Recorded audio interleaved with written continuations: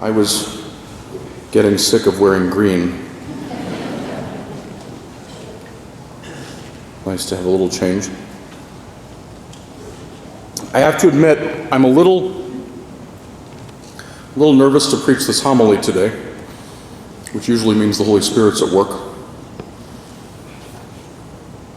I hope it is not true, but I read somewhere that depression, anxiety, extreme family disputes, and even, Lord help us, self-inflicted harm, all of those rates go up at New Year's. Why do I bring this up? Well, it goes without saying, I hope. I love you all, and I want to do my best to spare you these things. Perhaps, just perhaps, the world does not know how to prepare for and celebrate Christmas. What can we learn from Catholic countries and cultures? Now, please do not be mistaken. When I share these with you, I am not saying that we need to wholesale import these customs into our lives. I simply wish to invite you to think differently about these sacred seasons. Okay, for a brief moment, if you parents could please cover the ears of your children. Can you imagine Christmas without presents? You can uncover them now. That was a hypothetical.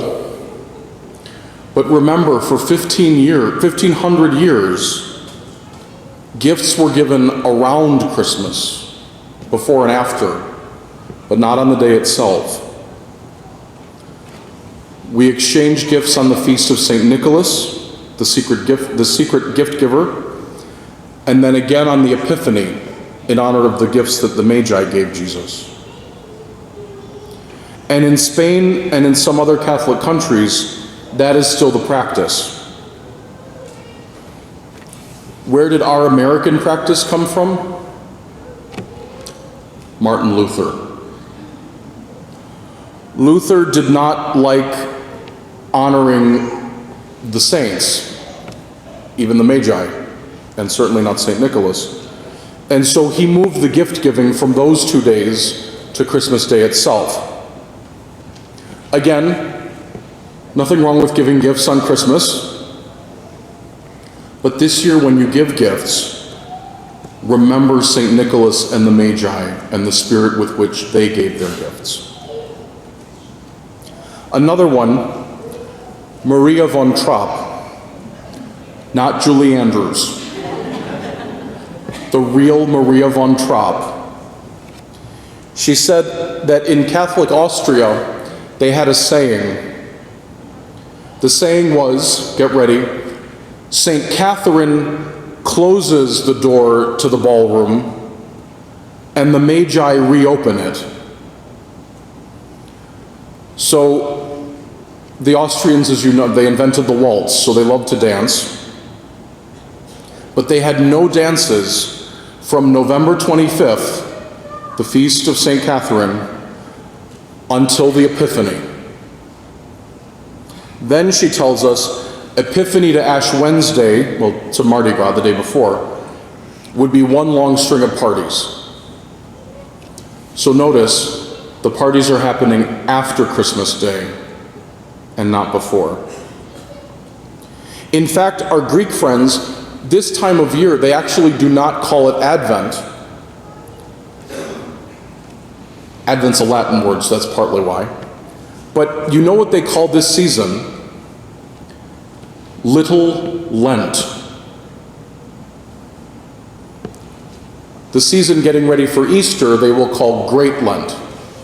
Right? I was bold. I once heard a Greek Orthodox priest's wife say something in spring about, oh, we're getting ready for Great Lent. And forgive me, I was a bit of a smart aleck. I said, is there a not Great Lent?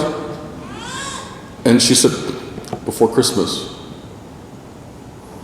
Right? So Little Lent, not as much penance as we do in Big Lent, at least a little bit of penance.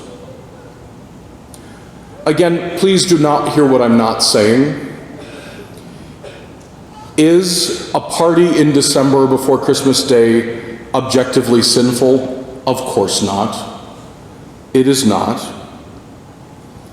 But remember, Advent is a time for remembering that there is a hole in your heart that only Jesus can fill. Brothers and sisters, this December, spend some time in that hole.